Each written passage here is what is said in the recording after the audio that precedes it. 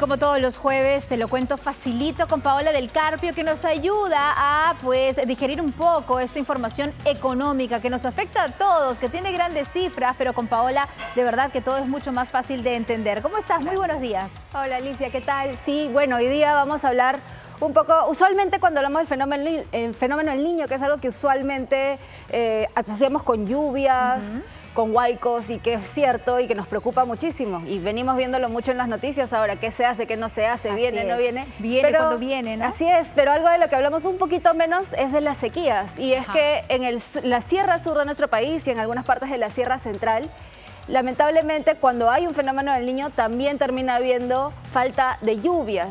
Y en nuestro país, 6 de cada 10 hectáreas de superficie agrícola dependen exclusivamente de la lluvia para ser regadas, porque no están tecnificadas, en fin, por X problemas que tiene nuestra agricultura, solo dependen de la lluvia. Entonces, cuando no hay lluvia, la afectación es enorme para nuestra agricultura. Hay sectores con cero tecnología realmente Así para el es, proceso y de en algunas regiones es casi el 100%, ¿no? Y esto afecta también al ganado que se alimenta del pasto, afecta también a las personas que viven en las zonas afectadas, que se dedican a estas actividades, pero también a que no van a tener tanto acceso a agua para uso doméstico y comercial. Muy bien, entonces, con el fenómeno del niño, yo siempre digo, el Perú se divide, ¿no es cierto? El norte hay inundaciones porque hay exceso de lluvias, pero para el sur, ahí sí viene la complicación de las sequías. Entonces, ¿cuáles serían las principales regiones afectadas, Paola? Sí, Cuéntanos. el CENEPRED ha hecho un cálculo de más o menos en qué regiones hay más afectación, hay un riesgo muy alto de ser afectado por lo que llama el déficit hídrico,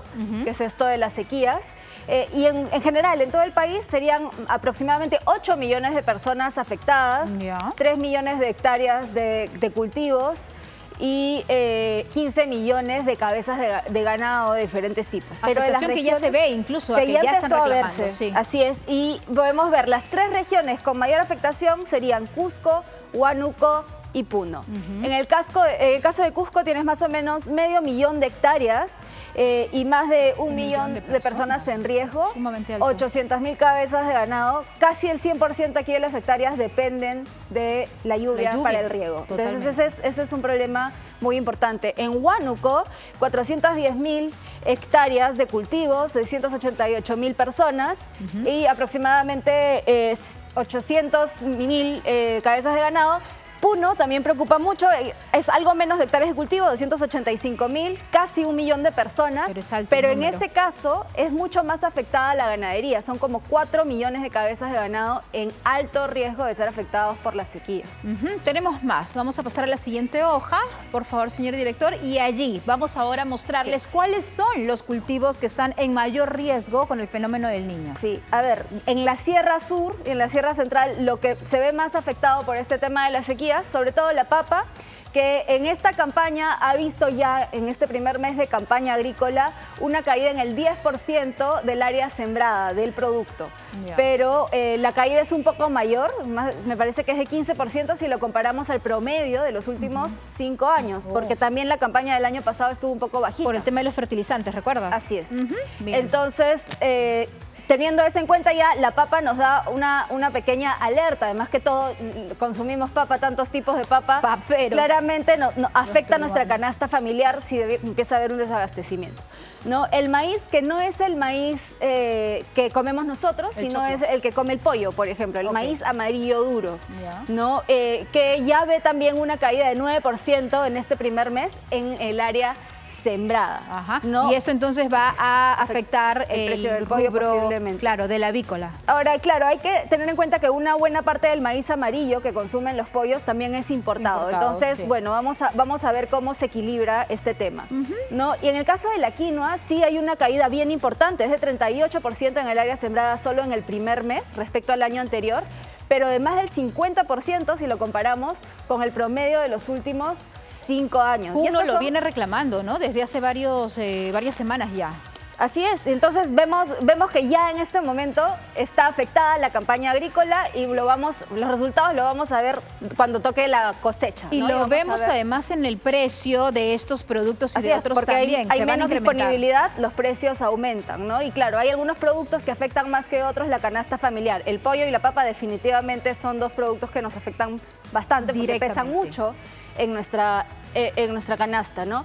Y entonces, ¿qué es lo que suele pasar en nuestra economía cuando hay sequías, no? No hay datos tan directos. Este dato de una caída del 5.6% del PBI agropecuario, que es agricultura y ganadería, ocurrió en el 92, que hubo una sequía muy dura en el país. En el caso de la agricultura, la caída fue más o menos 10%. Así que bueno, vamos a ver qué pasa ahora. Y claro, lo que decías, ¿no? Definitivamente cuando empieza a haber una menor productividad de los cultivos o que los agricultores por no querer arriesgarse no siembran tanto, quiere decir que va a haber menos disponibilidad de estos productos en el mercado y puede aumentar ligeramente su precio, ¿no? Entonces vamos a tener que estar atentos. Afortunadamente, como han estado ya reportando, la inflación alimentaria está cayendo.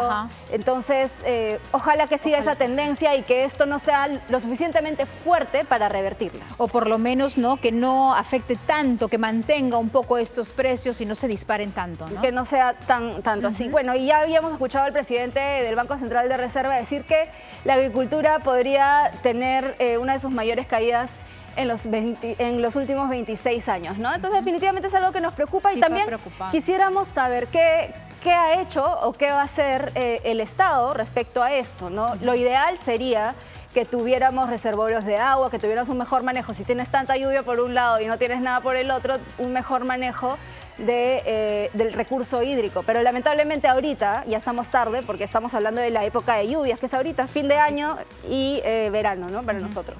Entonces, pues lamentablemente quedan solo acciones un poco más paliativas, habría que verlas, pero hay que resaltar que de lo que se ha destinado para el fenómeno del Niño en general, puede ser lluvias, aluviones o temas de sequías para las regiones, municipios e incluso el gobierno nacional, se está ejecutando poco. En Puno se ha ejecutado solo el 20% en lo que va del año y en el gobierno regional nada, cero. Entonces, tremendo.